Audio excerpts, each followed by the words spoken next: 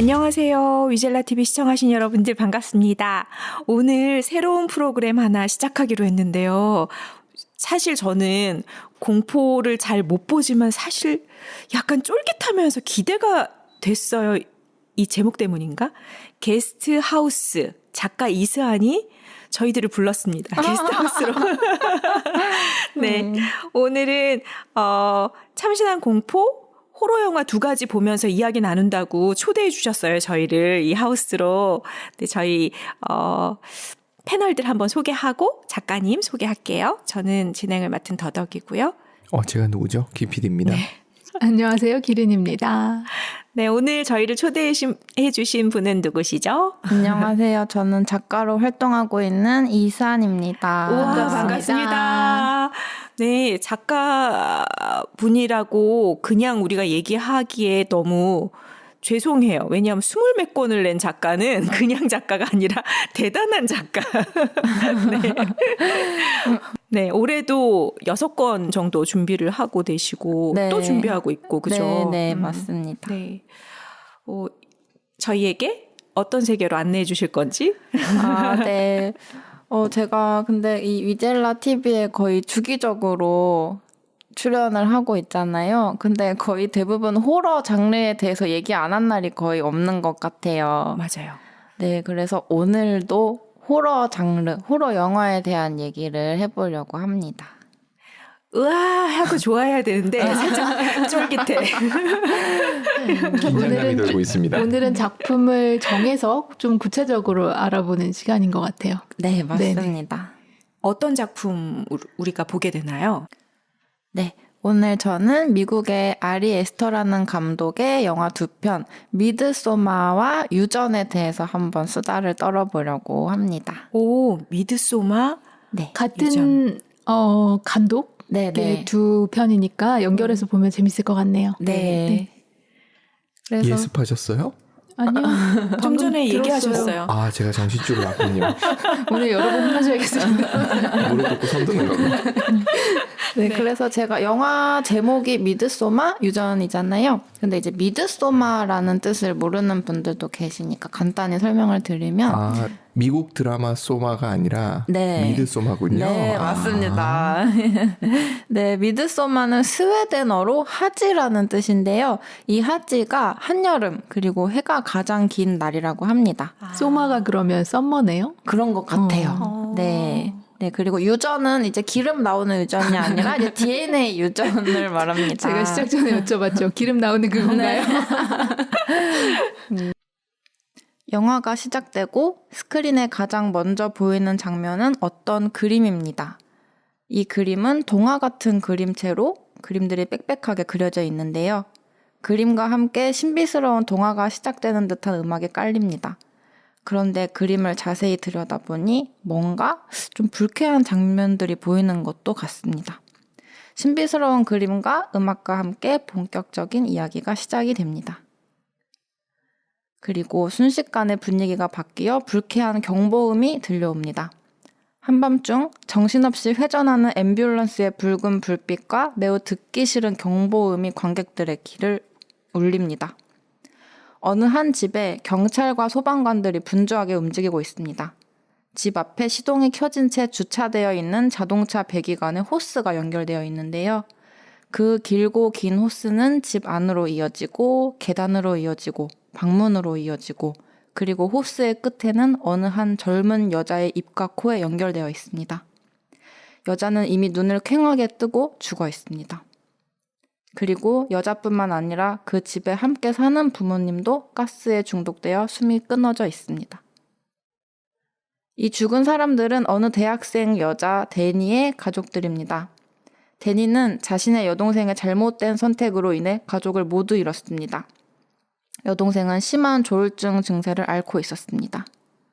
눈발이 세게 몰아치는 겨울날 밤, 데니는 자신의 남자친구인 크리스티안의 품에서 아주 오랫동안 처절한 울음소리를 내고 있습니다. 그런 데니에게 크리스티안은 안아주는 것 말고는 할 수 있는 게 없습니다. 이제 데니에게 남은 건 남자친구 크리스티안 뿐입니다. 이런 끔찍하고 충격적인 사건을 계기로 데니는 의지하고 있던 크리스티안에게 더욱 의존하게 됩니다. 하지만 크리스티안은 그런 데니가 이미 부담스러운 존재가 되어 있습니다. 이미 두 사람은 권태기에 접어들고 있었고 데니에게 이별을 고하려던 크리스티안은 끔찍한 일을 겪은 데니에게 차마 이별을 고하지 못합니다. 어느 날 크리스티안은 친한 친구들과 스웨덴으로 논문 조사 겸 해외여행을 떠나려고 합니다. 그는 이 사실을 여자친구 데니에게 말하지 않았고 친구들을 통해 먼저 이 소식을 접하게 된 데니는 크리스티안에게 왜 미리 말하지 않았나며 서운함을 표출합니다. 크리스티안은 데니에게 상처를 주지 않기 위해 너를 위한 깜짝 여행이라서 숨기고 있었다고 거짓말을 합니다. 그렇게 데니와 크리스티안 그리고 크리스티안의 친구들은 스웨덴의 어느 작은 마을로 떠나게 됩니다.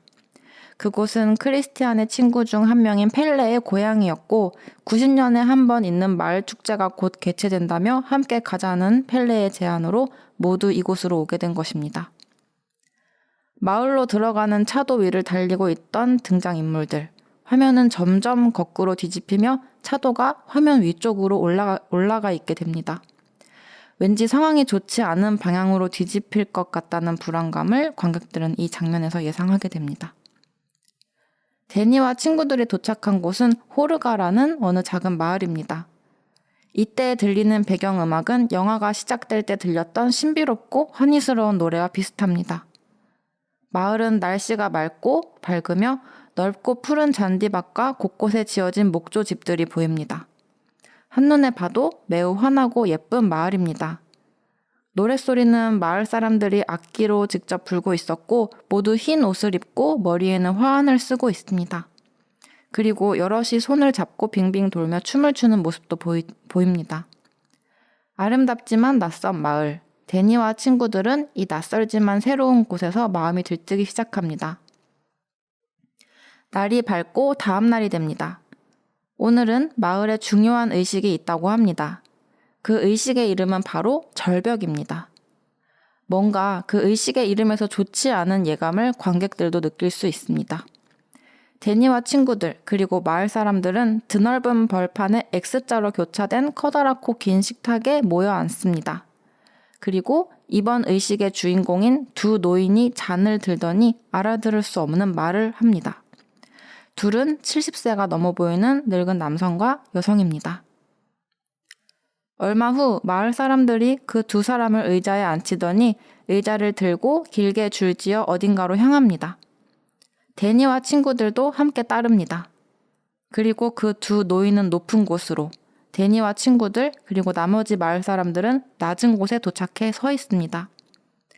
그들의 앞에는 절벽이 있고 모두가 그곳을 올려다보고 있습니다.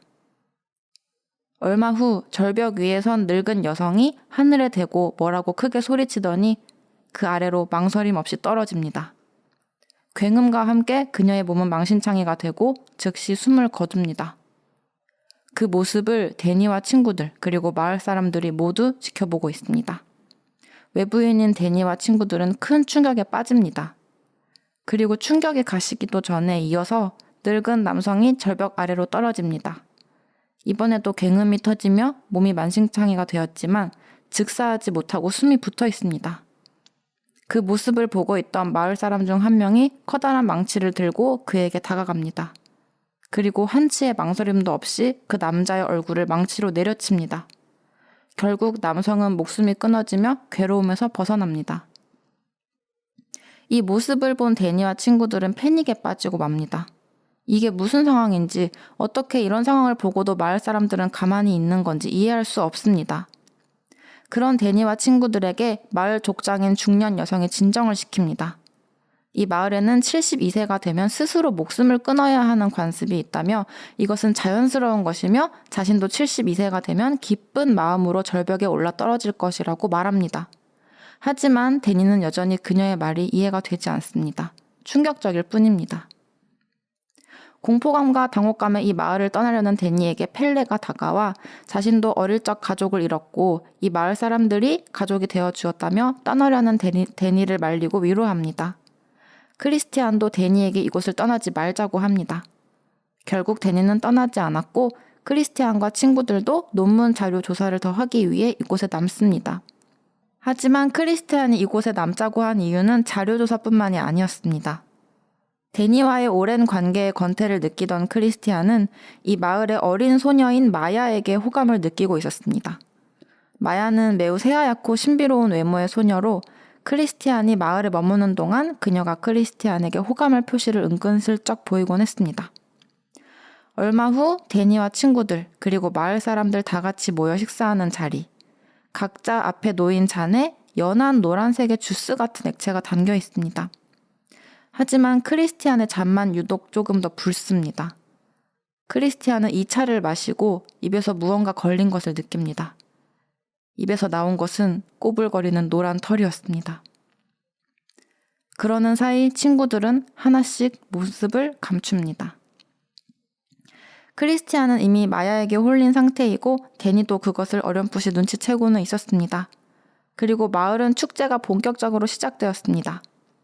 데니와 마을 사람들은 화환을 쓰고 함께 손을 잡고 빙글빙글 돌며 춤을 춥니다. 웃을 일이 없었던 데니는 조금씩 미소를 보이기 시작합니다.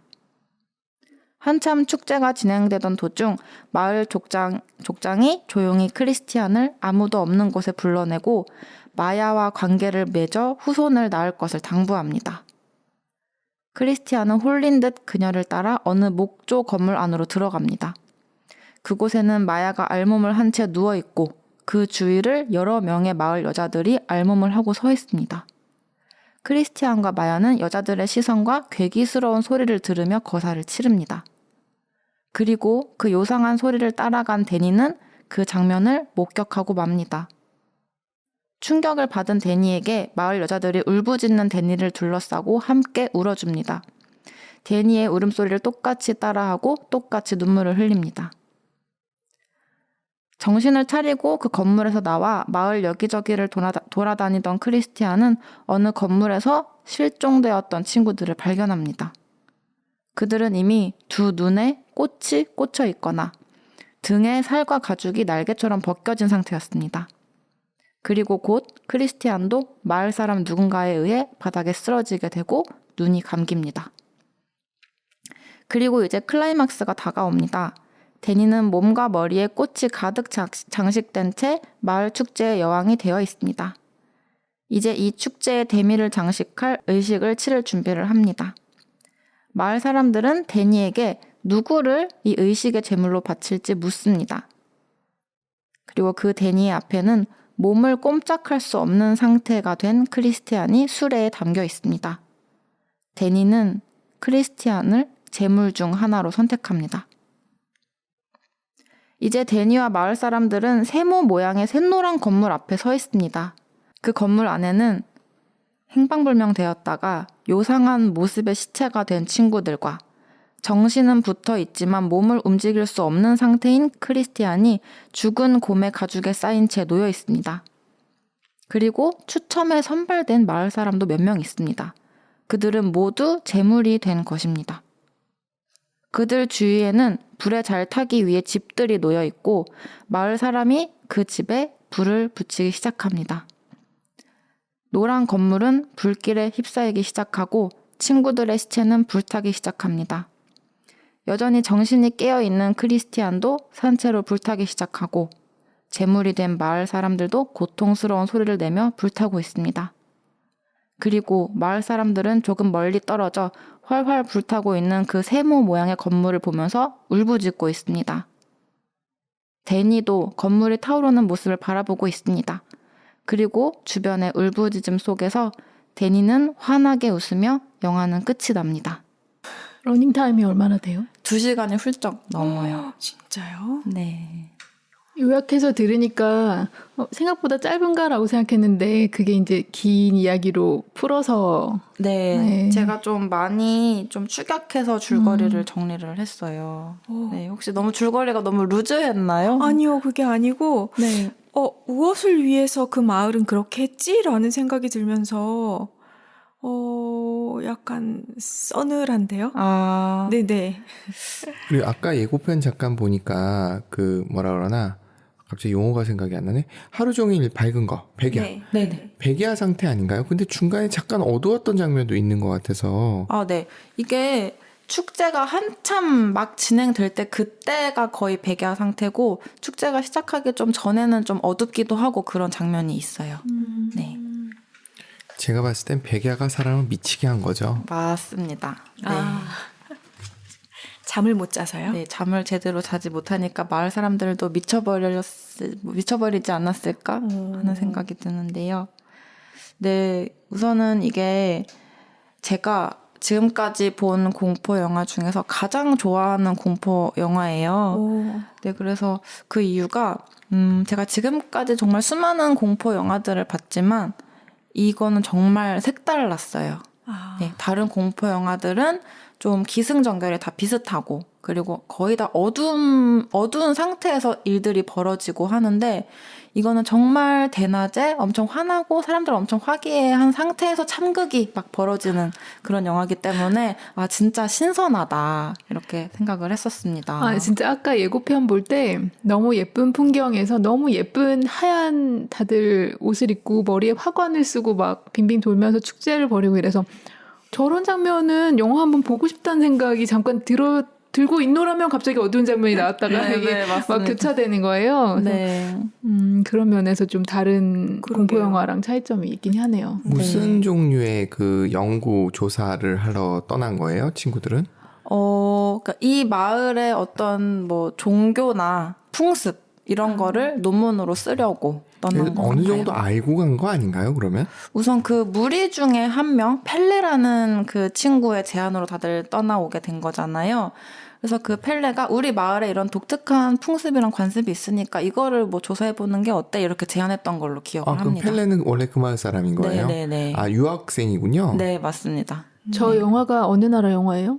미국 영화인데 배경은 스웨덴이라고 합니다. 스웨덴에 저런 비슷한 문화가 혹시 설마 있나요? 네, 있나 보더라고요. 아, 정말요? 네, 이게 감독이 다 이렇게 좀 찾아보고 막 고증을 하고 많이 찾아보고 나서 이렇게 이 영화를 만들었다고 근데 하더라고요. 100% 이거랑 똑같지는 않을 네, 똑같지는 그쵸? 않을 거예요. 뭐 그냥 예. 백야에 뭐 흰옷을 입고 뭐 이렇게 모여서 뭔가 하는 그 근데 정도일까요? 인신공양이 있을 수도 있어요. 보면 생각해보면 그 지역이 지금이야 세계적으로 잘 사는 사람들이 모여 있는 곳이지만 스웨덴이요? 스웨덴. 근데 노르웨이, 스웨덴, 핀란드 사실은 같은 나라니까 처음에 시작은 어쨌든 그들 나라의 상황상 굉장히 사람 살기 힘든 곳이었을 거예요, 분명히. 그러다 보면 인신공양 같은 것들이 있을 수 있거든요. 상황이 열악해지면 열악해질수록 사람들이 그런 뭐라 그러나 하여튼 그런 우리가 지금 생각했을 때 이해할 수 없는 그래서 그 72세의 그 절벽에서 떨어진다는 건 조금 이해가 됐어요. 예전에는 그 나이면 굉장히 오래 산 거고, 그리고 그 이후에 병들거나 이러면 더 힘드니까, 아, 그런 풍습은 있을 법한데 이런 생각 그 들었거든요. 곳곳에 사실 있으니까요. 그쵸. 일본에도 있거든요. 우리나라도 고려장이라는 네. 게 한때 있었잖아요. 네. 길진 네. 않았지만. 그리고 어떤 나라에서는 그 시체를 죽으면 그냥 자연에 두잖아요. 독수리나 새가 풍장. 쫓, 네. 그죠. 네. 그래서 저럴 수 있겠다는 생각은 드는 거예요. 네. 아, 이게 예전의 풍습이 그대로 있다면 그게 뭐 없을 법한 건 아니다. 그 나이 많은 분들이 그러는 거는 그 생각은 들었는데 네. 그 뒤에 마지막에 그 살아있는 사람과 그 외부에서 온 학생들을 마음대로 그렇게 해버린 거잖아요. 네. 이거는 무슨 시츄에이션이지? 막 이러면서. 그래서 저는 네. 이 영화에서 좀 중요한 인물이 이 마을로 초대한 이 마을 출신 펠레라고 생각을 하는데요. 아. 그 펠레가 자기 친구들을 이렇게 제물로 바치기 위해서 이렇게 스파이 노릇을 하고 초대를 한 건 아닌가 하는 펠레는 생각. 살았나요? 살았습니다. 펠레는 살았나요? 네네네. 헬레는 의도적이었을 것 같네요. 이게 생각해보면 인신공양이 자기네 부족 중에 인신공양을 하는 경우는 거의 없고 네. 대부분 그 외부 부족을 뭐 전쟁에서 잡아오거나 노예. 뭐 이런 경우 그 무슨 영화지? 무슨 영화에서도 한 명 아포칼립토. 살려주고 로빈스 클루소였나? 거기서 한 명 살려줬더니 걔가 이제 원래는 그 뭐랄까 식인종에 의해서 죽는 거였는데 뭐 이렇게 살려주고 하는 그런 장면들이 나오는데 그런 경우는 워낙 인류사적으로 보면 옛날에 많았던 일이라 근데 그게 남아있다라는 게 특이한 거지 사실은 없었던 제도 그런 시스템들은 아니었어서 그러니까 고대에 있던 거, 예전에 있던 거를 이제 고증하시고 이렇게 영화화했을 수도 있겠네요. 맞아요. 네. 그렇죠. 전반적으로 봤을 때는 노인의 생명을 이제 단절시키고 또 새로운 외부에서 유입된 어떤 유전자를 들여오고 약간 그러네. 그런 느낌이 많이 들어서 맞아요. 그 열악한 환경에서 사는 사람들 그 부족의 나름의 건강한 유전자를 남기기 위한 만들어진 풍습이 아닐까라는 생각이 약간 좀 들더라고요. 네, 그래서 그 외부인인 그 크리스티안을 이제 그 마을 소녀랑 이렇게 관계를 치르게 하고 좀 외부인을 자꾸 이렇게 들여오는 것 같아요. 그래서 다 쓰면은 처리해버리고. 그 숫자를 조절하는 게 아닌가 싶기도 하고 먹을 게 풍족하지 않은 곳에서 그 식량이 수용할 만큼의 수만 유지하려는 뭐 그런 목적은 아닌가 싶기도 네, 그런 하고요. 것도 있을 것 같아요. 네. 근데 거기서 굉장히 더 흥미로웠던 거는 밝은 것도 있었고 네. 또 돌아선 남자친구에 대한 복수? 그쵸. 그쵸. 그래서 결말 부분에서 많은 분들이 카타르시스를 느꼈을 텐데요. 저도 그 중에 한 명이었습니다. 근데 그 남자친구만 죽은 게 아니라 다른 사람들도 똑같이 같이 죽은 거죠? 근데 그 영화에서는 이제 그 남자친구가 그 곰 시체 이렇게 안에 들어간 채로 산채로 불에 타는데 그 남자친구가 좀 그 불타는 집 안에서 좀 중심 자리에 있어요. 약간 재물 중에 중심 역할을 했던 것 같아요. 유전자를 남겼으니까. 네. 그 행사에서 그런 그 마을 소녀와 관계를 맺은 거는 오직 그 크리스티안 뿐이었어요? 그랬던 것 같아요. 네. 그러면 마을 사람 중에서도 없었고 오직 그 한 커플만 그렇게 이루어지고 죽은 네. 사람들은 또 플러스해서 더 이상의 숫자가 죽었고요. 네네네. 그 곰의 시체에 둘러싸인 것도 크리스티안 뿐이었어요? 네네네. 네. 근데 되게 독특한 게 여자친구 있는 남자를 그렇게 뭐라고 해야 돼? 활용하고 또 그 여자가 남자친구의 그런 사실을 알고 울 때는 또 옆에 같이 울어주고 네. 진짜 사이코들이 그렇죠. 정말 사이코틱한 마을이에요. 그게 그 남자가 여친이 있는 걸 알고 선택된 건가요?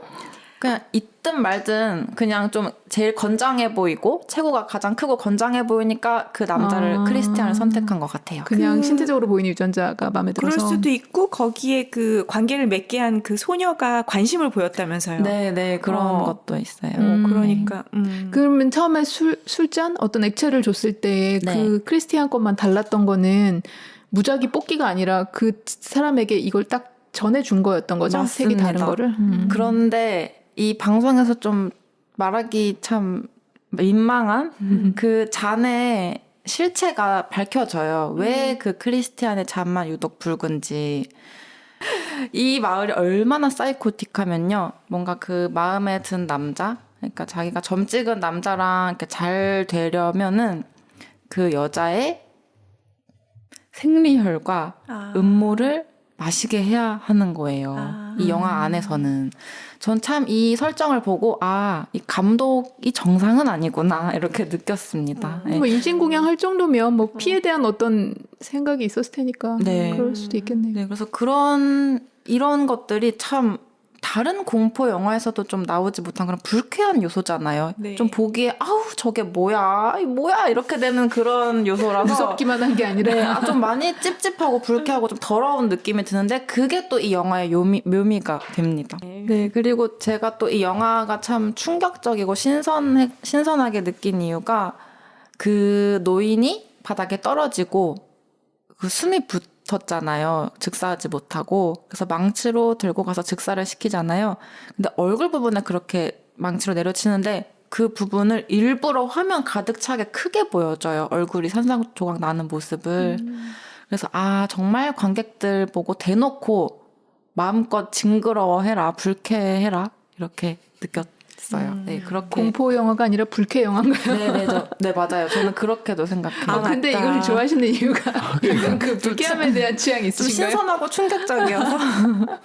그럼 이사님은 이렇게 볼 때 지금 말씀하시는 거 보면 불쾌한 걸 굉장히 많이 느끼는데 네, 충격적이고 신선한 거에 대해서 자극을 받는 그런 느낌인 건가요? 맞습니다. 공포 영화를 워낙 많이 보셔서 네, 그러신가 많이 봐요. 봐서 참 정말 되게 많은 영화들이 다 비슷비슷한 걸 보고 좀 신선한 거 없나 하고 생각하던 차에 이 영화를 보게 된 거였어요. 웬만하면 뻔하군요. 아주 막 자극적인 막 서스펜스가 있다가 그런 직접적인 장면은 스킵하고 네. 그 다음으로 넘어가고 보통 그러나요? 네, 거의 그랬어요. 네, 근데 이건 근데 직접적으로 다 보여주는 정말 적나라하게 보여져요. 네. 그리고 다른 영화들은 기승전결이 너무 비슷하고 어느 부분에서 귀신이 막 튀어나올지도 다 예상이 되는데 이 영화는 좀 예상 가능하지 못한 영화였어요. 여긴 귀신이 안 나오네요. 네, 귀신이 등장하진 않습니다. 사람들이 하는 행위에서의 어떤 네, 공포스러움. 맞아요. 이사연 맞아요. 작가님 기본적으로 그 얘기 하셨어요. 예전에 귀신 안 믿는다고. 네, 네. 맞죠? 네. 그래서 제가 봤을 땐 더 안 무서워하는 것 같아요. 귀신은 무서워하는 사람들은 공포 영화를 봤을 때 더 무서워할 수 있거든요. 네. 근데 그게 없어서 더 그런 거 없는 것 같아. 저는 그러니까 없길 바래요. 귀신이 없어, 완전히 없어 이게 아니라 제발 없었으면 좋겠다, 없으면 좋겠다 이런 생각이에요. 네. 진짜 여러 가지로 얘기 들으면 들을수록 신비한 분이에요. 이사연 작가. 한번 여쭤볼게요. 굉장히 궁금한 게 네. 우리 사실은 저런 거는 현대에선 찾기 굉장히 어렵고 저런 모습들은 주로 전쟁터에서 일어나는 현상들이거든요. 어떤 모습? 그러니까 사람들의 그 정말 야만적이고 야만적일 때도 있고 정말 저런 징그러운 모습이나 이런 것들이 잔인함 이런 것들이 거의 전쟁터에서 다 일어나거든요. 네네. 그래서 최근에 그 영화들이 전쟁 영화들이 예전에는 그런 걸 안 보여주다가 스필버그가 라이언 일병 구하기에서 구하기에서 처음 보여주죠. 와 30분이 충격과 공포였어요. 근데 실제 전쟁은 그런 모습일 수밖에 없거든요. 네네. 그러니까 그런 거를 상상해 보신 적 있으세요? 혹시? 그럼요. 전쟁 영화 뭐 본 적 있고 막 내장 터지고 막 이런 거 본 적 있는데 모르겠어요. 전쟁 영화는 저는 못 보겠어요. 너무 슬퍼요. 그게 또 네. 이게 완전 현실적이지 않아서 오히려 공포 영화를 그런 것 같아요. 그러니까 그런 느낌이 있어서 그래요. 전쟁 같은 경우는 현실이라는 걸 피할 수가 없거든요. 현실을 묘사한 거니까.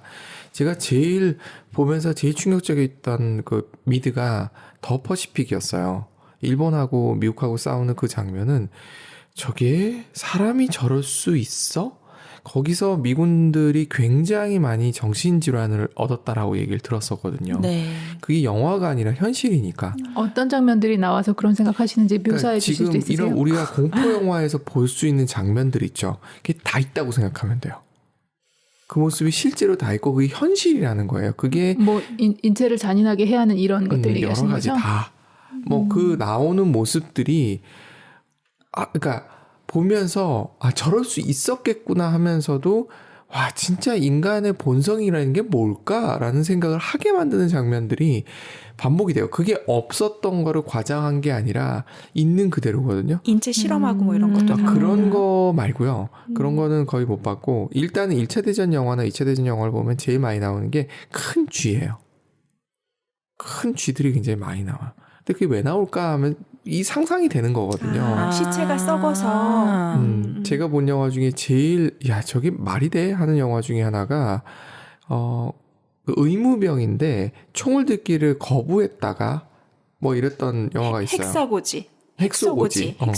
핵소고지를 보고 있으면 와 저게 실제로 저런 일이 있었단 말이야 라는 생각이 드는 거예요. 핵소고지가 중간에 너무 인간이 어떻게 저러지 싶은데 감동이 있어요. 그래요? 네. 영화 이름이 핵소고지예요. 어느 나라 영화죠? 미국 영화예요. 미국 이야기인데 미국 그 굉장히 유명한 그 훈장을 받은 사람들의 실화를 배경으로 한 거예요. 네. 근데 그 영화가 축소 보도를 했다고 투덜거리는 사람도 있어요. 그 사람이 구한 사람 숫자가 저게 아니다. 그거보다 저보다 혼내는다. 근데 그 마지막에 인터뷰 비슷하게 나오나요? 하여튼 그게 실화 바탕이라서 너무 실화라고 생각하면 좀 끔찍한데 마지막에 휴머니 그러니까 있어서 궁금한 거예요. 이 전쟁 영화 하려는 얘기였던 그러게. 게 아니고 전쟁 영화에서도 끔찍한 장면이 나온단 말이에요. 네네. 근데 그런 호러물에서도 나온단 말이에요. 네. 그게 받아들일 때 느낌이 다를 수 있겠다는 생각이 문득 들어서 맞아. 지금 딱 드는 생각이 전쟁 영화에서 그런 보여지는 고어스러운 장면은 너무 마음이 미어지고요. 공포 영화에서 나오는 거는 그냥 그냥 징그럽네 이렇게 되는 것 같던데. 이게 약간 놀이동산 같은 느낌인가? 놀이동산 귀신의 집 이런 느낌? 그런 것 같아요. 네. 근데 갑자기 궁금한데 제가 호러 영화 팬이지만 저희 아빠는 전쟁 영화만 보시거든요. 근데 왜 그러실까요, 김 PD님? 뭐 사람마다 다르겠지만 밀떡들이 계시죠. 밀떡. 네. 전쟁이라는 건 현실이고 그 현실 속에서의 사람들의 모습을 보는 게 아닐까 저는 그래요. 그러니까 예를 들어 최근에 오징어 게임을 막 지금 봐나가고 있는데 보면서 그거를 무슨 장르로 넣어야 되는지는 잘 모르겠습니다만 사람들의 그 행동 하나하나가 이해가 되는 거예요. 저 사람 저럴 수 있겠다. 저럴 가능성이 있겠다. 저런 프로그램을 저렇게 만드는 사이코가 왜 없겠냐. 우리가 모르지만 그 비슷한 형태도 충분히 있을 수 있다. 뭐 이런 것들 있잖아요. 네. 그런 것들이 그러니까 저는 뒤를 안 봐서 몰라요. 모르지만 거기 진행 요원들이 무지하게 많다는 거. 그리고 그 진행 요원들의 모습을 보면서 저들은 머릿속에서 무슨 생각을 하고 있을까 굉장히 궁금해요. 뒤에 그게 나타나는지 안 나타나는지 저는 모르겠습니다만. 그러니까 뭐 피 튀기고 하는 거는 어떻게 보면은 자극적인 요소로서 하나 작용하는 그런 거라고 생각을 해요. 네. 뭐 영화 속에 성적인 묘사를 하는 것도 약간 그런 것도 있다라고 저는 생각하기 때문에 뭐 하여튼 저는 좀 그래요. 그러게요. 네.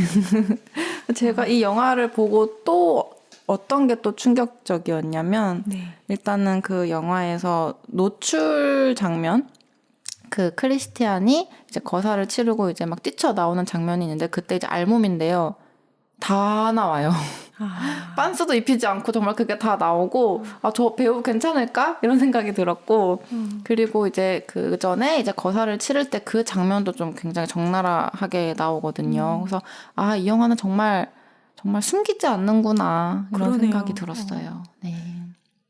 예전에 왕이 그 합궁을 하실 때 주변에 다 그 신하들이 이렇게 하시옵소서 저렇게 하시옵소서 하면서 옆에 어머, 서가지고 그렇게 했다고 하더라고요. 그 창호지 문 밖에 있지 않았을까요? 영화에선 그렇게 묘사되던데. 밖에 있었죠. 밖에 있었어 당연히. 하지만 다 지켜보고 있다는 거. 네. 그래서 그 묘사가 있어요. 어디선가 표현을 왕을 종마에 비교해요. 종마? 그러니까 말마요? 아까 크리스티안이 그 역할을 한 거죠.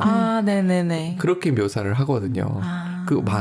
왕이 본인 자신을 그렇게 묘사했던 것 같다. 너무 슬플 것 같아. 막 이렇게 옆에서 다 막 뭐라고 막 코치하면서 얼마나 싫을까요? 그러니까요. 하고의 아이들이 많았던 이유도 그렇게 설명도 해요. 그러니까 사실은 우리가 역사를 볼 때 보통 정치 사회적인 면을 주로 보지 생활적인 면을 그렇게 많이 들여다보질 않거든요. 네. 근데 그 안으로 들어가 보면 정말 어떻게 저렇게 살았지? 제일 불쌍한 게 왕이야. 세상 불쌍해. 맞아요. 맞아요. 네. 절대로 행복한 직업이 아니에요. 네, 그 직업. 맞아요. 일단은 그 개인 사생활이 없었을 것 같아요. 네. 근데 또 조선시대 왕은 딴 얘기지만 왕이 안 되면 죽기 때문에 어쩔 수 왕이 없이. 돼야 되는. 그게 무슨 말씀이죠? 그 씨를 받았어. 예를 들어 그 족벌 안에서 약간의 왕가의 씨를 받았는데 네. 왕이 안 되잖아요. 그러면 이게 뭐 세도 정치나 족벌 이런 게 생길까봐 그 옆에 씨앗들을 다 죽여버리거든요. 몇 살 때? 처음에 이방원이 자기 형제를 다 죽이고 다시 왕이 되고 막 이런 일들이 있었잖아요. 그래서 장자가 왕이 된다라는 원칙을 정해놓게 됐는데 네. 그런 게 이렇게 명확히 있지 않은 경우에 그렇다 하더라도 이제 다른 형제가 왕이 되고 싶은 생각이 들면 왕자리에 있는 사람을 죽이기도 하고 그런 게 경험이 있다 보니까 왕이 된 사람은 다른 애가 날 죽일지도 몰라라는 생각에 형제들 그 사돈의 팔촌까지 죽일 수도 있어요. 네, 그 무슨 뭐라 그러냐 그 있잖아요 왜 2순위 3순위 이렇게 맞아요. 그게 있잖아요. 네네네. 그러면 왕이 특히 조선의 계승순위 다른 그 양반들 중에서 이 사람이 더 적합합니다 이러면서 이 왕을 세우자 이러고 이렇게 혁명을 하거나 이러잖아요. 그러니까 네네. 그게 어떤 종친이 있으면 그런 일들이 벌어지기 때문에 네. 그거를 미리 죽이는 경우 있었던 거죠. 그래서 바보 흉내 내는 사람들 꽤 있었어요. 왕씨 중에. 그래서 나오는 사람 중에 그 누구냐 고종의 아버지 이 철종. 누구죠? 철종 아버지 아니죠. 고정의 아버지가 이름이 대원군? 대원군, 흥선대원군. 네. 흥선대원군이 바보 그 연기를 하죠. 그랬다는 흔적들이 많이 나와 있는 게 그런 건데, 여하튼 워낙 그래서 다 죽여버리니까 철종이 왕이 될 때 강화도에서 근데 스한 작가님 말씀이 진짜 이해가 난다. 현실이 너무 처절해. 맞아, 현실이 더 처절해요. 이게 맞아요. 묘사를 영화 속에서 저렇게까지 묘사해도 돼라는 장면이 있어서 우리가 볼 때 깜짝깜짝 놀라는 거지. 네. 저는 그것도 되게 인상적이었어요. 지금은 우리가 사람의 죽음을 본다는 것은 뭐 부모님들이나 가까운 분들 돌아가셨을 때 그때 이제 염한다 그러죠. 그때 외에는 볼 일이 없어요. 우리 주변에서 사람이 죽은 모습을 본 적 있어요? 없어요. 근데 생각해보면 몇 년 전만 해도 흔히 볼 수 있는 장면이었고, 우리 6.25 때를 생각해보면 너무 아침마다 아이들 시체를 거예요. 걷어갔다고 하잖아요. 트럭에 쌓여서. 네. 그랬던 시절을 생각해보면 그분들 입장에서 봤을 때 이게 호러가 아닐 수 있어요. 음. 너무 그렇긴 해요. 일상이었다는 거죠. 민중들 사이에선 역병이나 뭐 가난에 굶어서도 많이 죽고, 권력층 안에서는 왜 중국 같은 경우 서태후나 이런 사람 진짜 잔인하게 무슨 뭐 젓갈을 담갔다는 등, 뭐 돼지를 인간 돼지를 만들었다는 등 별의별 얘기가 다 있거든요. 맞아요. 네.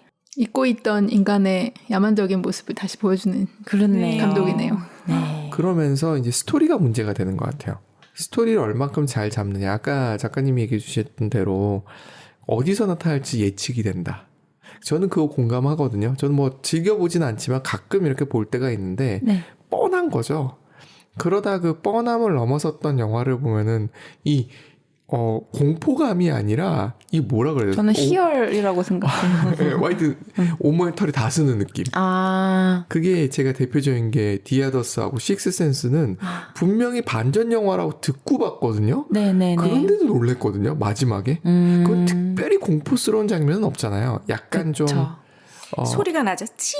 뭐 이런 소리. 아니면 약간 이게 좀 역겨운 장면들은 좀 있긴 있으나 하여튼 그 줄거리가 그래서 그게 이렇게 와닿았다라는 말씀이 네. 훨씬 더 와닿는 것 같아요. 그 네. 장면 묘사는 뭐 맞아요. 근데 그러네요. 이 영화가 반전은 없었는데 이 결말이 참 저는 마음에 들었어요. 그 마음에 든 부분이 크리스티안이 죽는 부분인가요? 그렇습니다. 네. 그 당시에 네. 되게 속상할 때였어서 더 그런 것 같아요. 그때 진짜 이거 뭐 저번에도 잠깐 리젤라 TV에서 얘기한 적이 있긴 하지만 그때 제가 이별 직후의 순간을 제가 겪고 있었고 너무 힘들었고 일단은 그 상대에 대한 좀 증오, 적개심 이런 게 있는 상태였는데 이 영화를 보게 됐었거든요. 근데 결말에서 딱 이런 결말을 보여주었고 근데 보는 내내 저는 그 여주인공 데니를 보면서 나갔다 이러면서 보고 있었어요. 근데 결말에서 정말 딱 그렇게 터트려 주니까 카타르시스를 느꼈던 거죠. 그러면서 영화가 나를 이렇게 위로해줄 수 있구나. 나 대신 이렇게 복수해줄 수 있구나. 이렇게 느꼈는데 이게 보니까 또 저만 느낀 게 아니라 다른 관객들도 많이 느꼈고 꼭 그 데니와 비슷한 처지에 있는 사람이 아니어도 이 결말을 보고 남자 주인공 잘 됐다. 이렇게 생각하는 사람들이 많았다고 해요. 아니 근데 영화를 안 봐가지고 정확히 모르겠는데 네. 그냥 줄거리를 오늘 듣기로는 물론 마음이 좀 떠나 있었긴 한데 네네. 크리스티앙이 그렇다고 해서 뭐 어려움에 처한 여자친구를 버렸던 건 아니고 네. 여행을 같이 갔는데 그 이후에 있었던 일들은 크리스티앙 본인의 의지보다는 그냥 그 부족에게 선택당해서 흘러가듯 일어난 일이 아닌 건가요? 근데 그래도 인간적으로 여친이 있으면은 그런 거부해야 유혹에 한다? 흔들리면 안 일부 되는데. 정상가요? 네, 저는 먹인 게 마약 같은 걸 먹이고 뭐 이런 건 아니고요. 그런 것도 먹였어요. 끝에는 이제 몸을 못 움직이게 이제 마비시키는 약을 먹인 걸로. 그 죽기 전에 말고 거사를 치르기 전에 선택을 본인이 할 수 있는 그런 약간 사람을 홀리게 한 것 같았어요. 뭐 어떤 환각이 사람이 되는. 네네 어떤 인물이 그 남자 주인공한테 이렇게 뭔가 후 이렇게 부는 장면이 나오거든요. 저는 그게 환각제는 아닐까 하는 생각이 들어요. 크리스티안 사실 어찌 보면 불쌍해요. 왜냐하면은 그 데니의 가족이 그렇게 슬프게 집단으로 돌아가신 거잖아요. 네네. 그런 가족을 모두 잃은 상태에서 그게 안쓰러워서 헤어지자는 소리를 못 하고 있는 거잖아요. 네. 그런 어쨌든 상- 책임감은 있었던 있는 거잖아요. 거라고 예. 봐야 되지 않나요? 그리고 뒤에 있는 그 결정이 본인이 결정한 게 아니라 상황에 의해서 만들어진 거고 본인 결정이 없다라고 봐야 되는 거 아닌가요? 저는 이의를 제기합니다. 아, 네. 그 이유가 뭐냐면은 그냥 제가 느낀 거는 크리스티안이 데니한테 마음이 떠나기 시작했을 때 그럴 수 있잖아요. 근데 그거를 솔직하게 차라리 얘기를 해 주지 못한 것도 있지만 그거보다 더 나쁘게 느꼈을 것 같아요, 데니는. 왜냐하면 한눈을 팔았거든요. 한눈 판 게 나왔어요. 살짝은 나왔는데 네. 이미 한눈 팔 준비를 하고 있었거든요.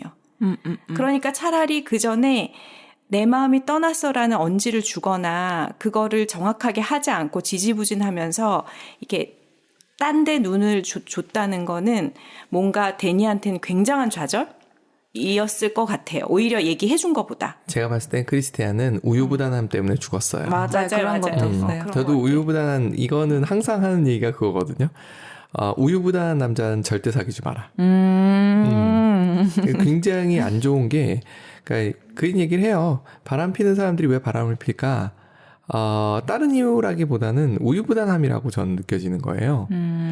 그게 이제 시발점이 됐는데 그렇다고 해서 그거를 그렇게까지는 할 거 영화니까. 근데 저는 그 더덕님의 그 의견에 매우 좀 공감을 하는데요. 일단 이 영화를 제가 봤을 때 영화 장면에서 어떻게 나오냐면 이 마을로 끌어들인 펠레라는 그 친구가 이제 크리스티안이랑 친구들한테 이제 가자고 꼬시는데 이제 크리스티안 보고는 가서 좀 새로운 여자도 만나야지 이렇게 얘기를 해요. 펠레가 아예 점을 찍고 데려갔군요. 네. 저도 그렇게 보여집니다. 네. 그 펠레가 데니하고의 관계니 모든 거를 파악한 상태에서 네. 간 것 같아. 맞아요. 그리고 영화 중간에 이제 한참 축제를 즐기고 있을 때 펠레가 데니한테 뽀뽀를 하는 장면이 나오거든요. 저는 그걸 보면서 펠레가 데니를 이미 짝사랑하고 있었구나. 그래서 이제 크리스티안은 데려가고 걔는 이제 제물로 바쳐버리고 이제 같은 마을에서 데니를 가지려고 하지 않았나 그런 생각도 들어요. 나중에 데니랑 이어지나요? 그건 아니죠. 왠지 이어질 것 같다는 느낌이 들었어요. 그런 게 보여져요. 네. 설계자 펠레. 네. 영화 제목을 바꾸죠. 설계자 설계자. 펠레. 와, 오징어 게임의 001 아저씨네요. 할아버지처럼 설계자였군요. 맞습니다. 네.